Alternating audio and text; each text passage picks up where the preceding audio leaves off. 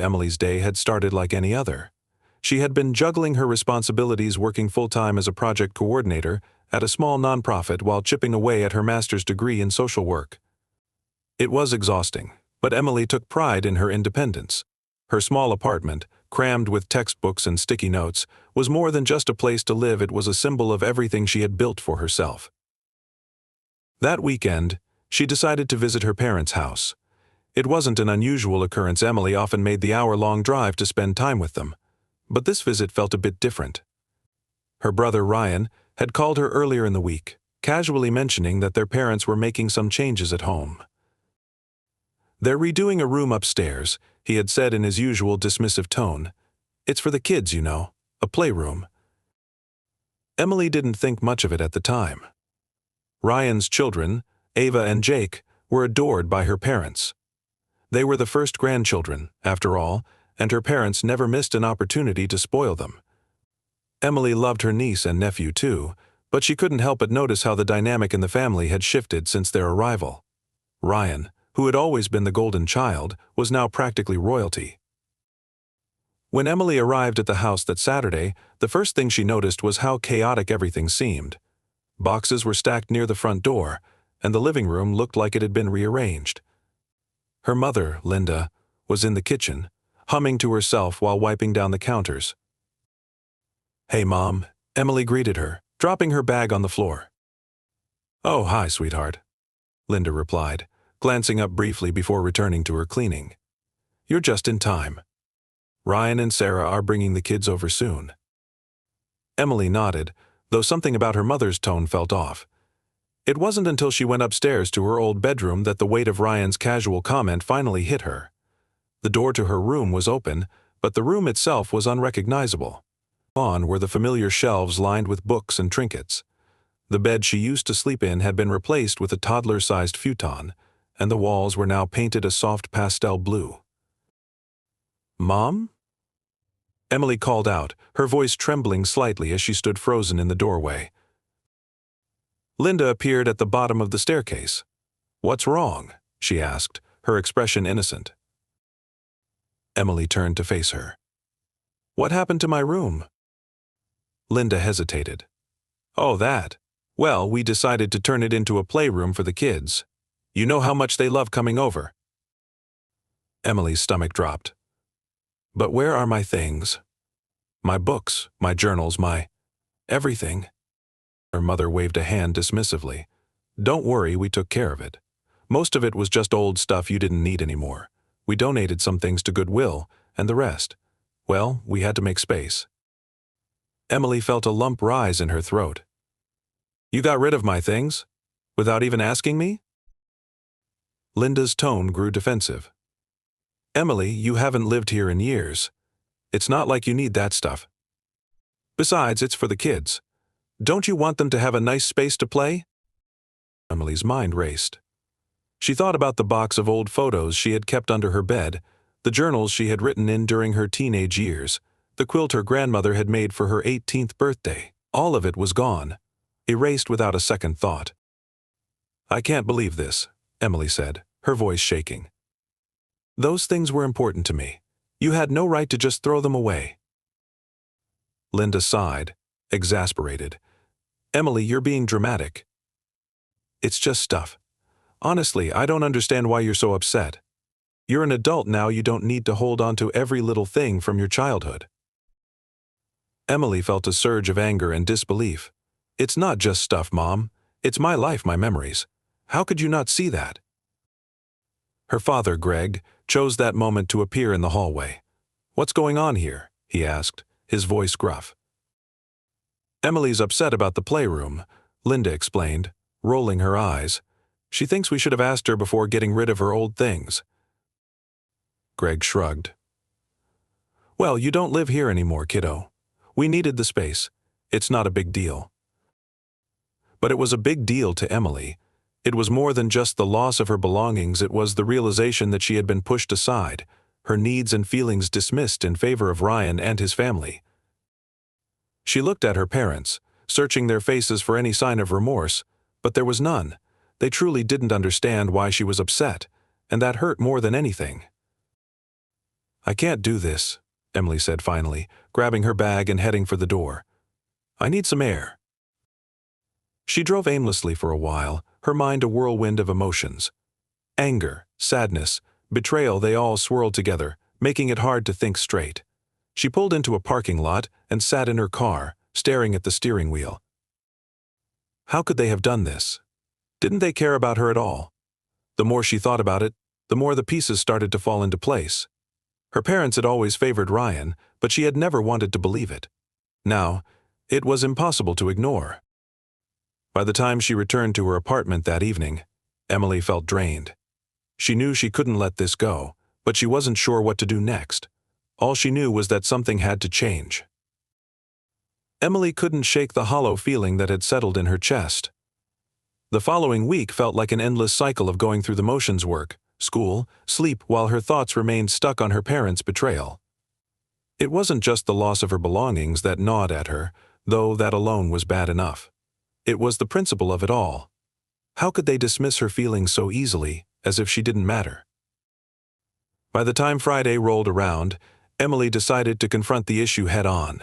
She didn't trust her parents to give her honest answers about what had happened to her things, so she called Ryan. "Hey Ryan, got a minute?" she asked when he picked up. "Sure," he said casually. She could hear the distant sound of children playing in the background. "What's up?" "I need to ask you something about the playroom Mom and Dad set up for Ava and Jake," Emily began. "Do you know what happened to my stuff? Like my books, my journals, my quilt from Grandma?" There was a brief pause before Ryan replied. "Oh yeah, they mentioned they were clearing out your room. Mom said they donated most of it." "Why?" Emily's grip on her phone tightened. "Donated? Without telling me?" Ryan sounded unconcerned. "I mean, you don't live there anymore, Em. What were they supposed to do, let it sit there forever? Besides, it's not like you ever come by to use that room." "That's not the point," Emily snapped, her voice rising despite herself. "Those things were important to me, Ryan. They weren't just junk. They had meaning." Ryan sighed. "Look, I get that you're upset, but Mom and Dad are doing the best they can. They're getting older, you know. And honestly, the kids needed a space to play when they visit. Can't you just let this go? It's not like they did it to hurt you." Emily felt a wave of frustration wash over her. "You don't get it," she said, her voice shaking. "You've always been their favorite. They've bent over backward for you your entire life, and now they're doing it again at my expense. Do you have any idea how that feels?" There was a long silence on the other end of the line before Ryan finally spoke. "You're being dramatic," he said flatly. "This isn't about favoritism. It's about practicality. Maybe it's time you stopped holding on to the past." Emily hung up without another word, her hands trembling. She couldn't believe how dismissive he was. It was as if her feelings didn't matter to anyone in her family. Determined to find out exactly what had been taken from her, Emily spent the weekend making calls. She reached out to local donation centers and secondhand shops, describing her belongings in detail. Most of the places had no record of receiving anything like what she described, but one shop, a small, family-run thrift store a few towns over, told her they might have something that matched her description. By Sunday afternoon, Emily was standing in the thrift store's cramped aisles, scanning the shelves for anything familiar. Her heart leapt when she spotted a well-worn journal with a faded blue cover sitting on a display table. It was hers, she would recognize it anywhere. "I'll take this," she told the clerk, holding up the journal. The clerk rang up her purchase, but as Emily was about to leave, she decided to ask a question. "Do you remember who donated this?" The clerk, a middle-aged woman with kind eyes, frowned thoughtfully. "I think it was part of a large donation we received last week. A couple brought in several boxes, mostly books and clothes. I'm sorry, I don't remember much more than that." Emily thanked the woman and left the store, clutching the journal tightly. As she sat in her car, flipping through the pages, she felt a mixture of relief and anger. She was grateful to have recovered at least one piece of her past, but the fact that her parents had discarded it so carelessly was infuriating. That evening, Emily decided to take a deeper dive into her family's history. She had always known that her parents favored Ryan, but she had never realized the extent of their favoritism until now. She started by going through old emails and text messages, looking for patterns. It didn't take long to find them. There were messages from her parents offering Ryan money to help with his mortgage, congratulating him on every minor achievement, and inviting him and his family over for dinner almost every week. In contrast, Emily's interactions with her parents were sparse and formal. Most of their messages to her were reminders about family gatherings or questions about her availability to babysit. As Emily scrolled through the messages, one in particular caught her eye. It was a text from her mother, sent a few months earlier. "We're so proud of Ryan for everything he's accomplished. He's really made something of himself." Emily couldn't help but laugh bitterly. Ryan had been handed everything on a silver platter: financial support, emotional validation, even her old bedroom. Meanwhile, she had worked tirelessly to build her life from the ground up, and her efforts had gone unnoticed. Fueled by a sense of injustice, Emily began compiling evidence of her parents' favoritism. She printed out emails, saved screenshots of text messages, and made notes about significant events where Ryan had been given preferential treatment. By the time she was finished, she had a small stack of documents that painted a clear picture of the inequality in their family. But the question remained, what was she going to do about it? That night, as she lay in bed staring at the ceiling, Emily made a decision. She couldn't change the past, but she could demand accountability. Her parents needed to understand the impact of their actions, and she wasn't going to let them dismiss her feelings again. The next morning, Emily called her parents and asked if they could meet for coffee later that week. She kept her tone neutral, not wanting to tip them off about what she had planned. "We'll see you then," Linda said, sounding pleasantly oblivious. As Emily hung up the phone, she felt a sense of determination settle over her. This time, she wouldn't let them brush her aside. This time, they were going to listen. Emily sat at the small cafe table, the stack of papers in her bag feeling heavier than it should have. Her parents were late, which wasn't unusual for them, but today it grated on her nerves. She took a sip of her lukewarm coffee, glancing toward the door every few seconds. When they finally arrived, her mother waved cheerfully, oblivious to Emily's tension. Her father followed, looking slightly annoyed as if he had something better to do. "Hi, sweetheart," Linda said, leaning in to kiss Emily on the cheek. Greg gave her a quick nod before settling into his seat across from her. "So, what's this all about?" her father asked, skipping any pleasantries. "You sounded pretty serious on the phone." Emily took a deep breath, steadying herself. "Thanks for coming. I wanted to talk to you about something important, about how I've been feeling lately, and about what happened with my stuff." Her mother immediately frowned. "Oh, Emily, not this again. We've already explained." "Please," Emily interrupted, holding up a hand. "Just hear me out." She pulled the stack of papers from her bag and placed it on the table. Her parents exchanged a puzzled look but said nothing. Emily opened the folder and began laying out her case. "This isn't just about my things," she began, her voice calm but firm. "It's about the way I've been treated for years. About how Ryan has always been the priority, while I've been an afterthought." Her father scoffed. "That's ridiculous. We've treated you both the same." "Have you?" Emily countered, sliding a sheet of paper across the table. It was a printout of an email Linda had sent to Ryan last year, offering him a $5,000 gift to help with his mortgage. "We've helped you too," Linda said defensively. "We've always been there for you." Emily shook her head. "Really? When have you ever offered me financial help? Or even emotional support? When I moved out for college, I didn't get a dime from you. Meanwhile, you've paid for Ryan's house, his car, and now you've turned my bedroom into a playroom for his kids without even telling me." Greg leaned back in his chair, arms crossed. "You're an adult, Emily. You've been taking care of yourself just fine. Ryan needed the help more." "That's not true," Emily shot back. "Ryan hasn't needed help. He's just taken it because you've always offered. Meanwhile, I've struggled to balance work and school, and I never once asked you for anything because I knew the answer would be no." Linda sighed, her tone growing impatient. "This isn't about favoritism, Emily. It's about practicality. Ryan has a family to support. You don't have kids you don't need as much." Emily felt her chest tighten with frustration. So because I don't have children, I'm less important. Is that what you're saying? Of course not, Linda said quickly. But we have to prioritize the grandkids. They're the future of this family. Emily stared at her parents, her heart sinking. They truly didn't see how hurtful their actions had been. She reached into the folder again and pulled out a few more documents, screenshots of text messages, photos of items she had recovered from the thrift store, and a detailed list of everything that had been taken from her room. I made this list, she said, sliding it across the table. These are the things you threw away without asking me. Some of them were priceless to me, like the quilt Grandma made for my birthday and the journals I've kept since I was a teenager. I found one of them in a thrift store, but the rest are gone. Do you have any idea how that feels? Linda glanced at the list, her expression softening slightly. Emily, we didn't mean to hurt you. We thought we were doing the right thing.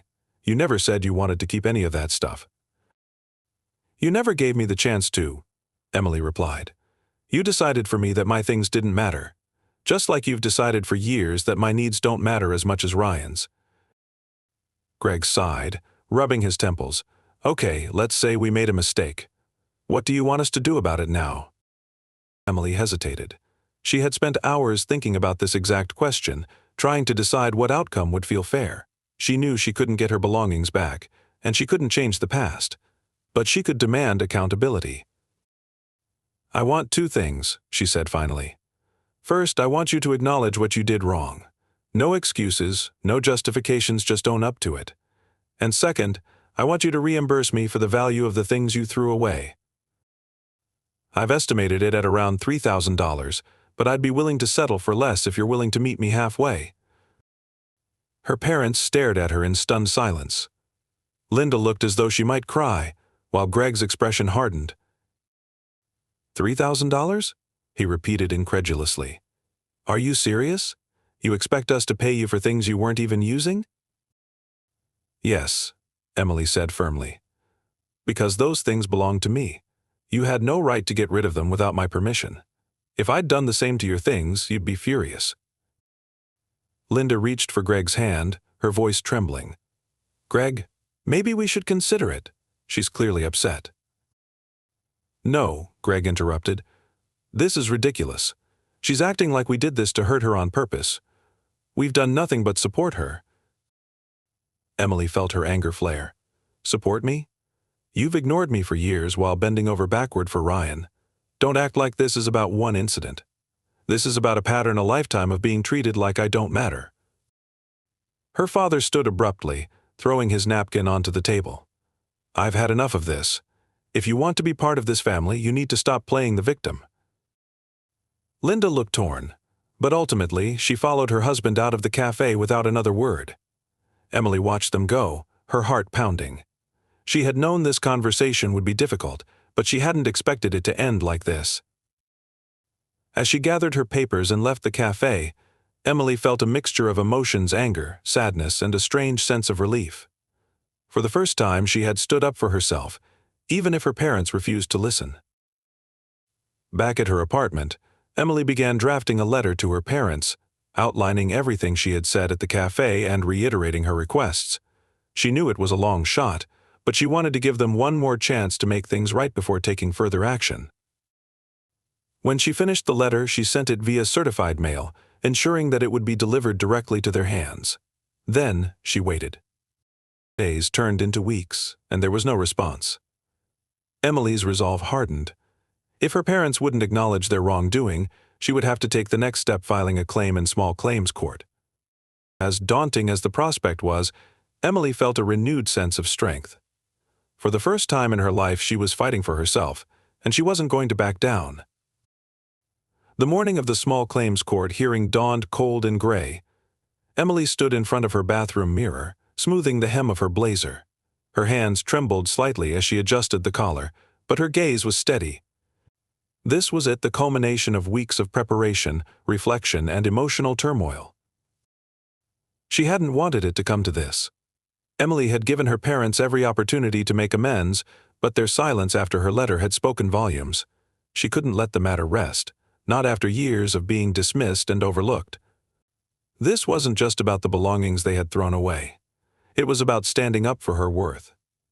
Arriving at the courthouse, Emily spotted her parents near the entrance. Her mother, Linda, looked nervous, clutching a handbag to her chest, while her father, Greg, stood stiffly beside her, his jaw set. They didn't notice Emily at first, and she took a moment to observe them. For the first time, they seemed vulnerable, even uncertain. It was a strange feeling seeing the people who had loomed so large in her life reduced to just another couple trying to navigate a public conflict. When Linda finally caught sight of her, her face softened, and she took a step forward. "Emily," she began, her voice hesitant. But Greg cut her off. "Let's go inside," he said gruffly, steering Linda toward the entrance. Emily sighed, following them into the courtroom. The hearing itself was less dramatic than she had imagined. Both sides presented their cases before a judge in a modest room with a handful of spectators. Emily spoke first, calmly outlining her argument. She explained the sentimental value of her belongings, the lack of communication before they were discarded, and the larger pattern of favoritism that had culminated in this act of carelessness.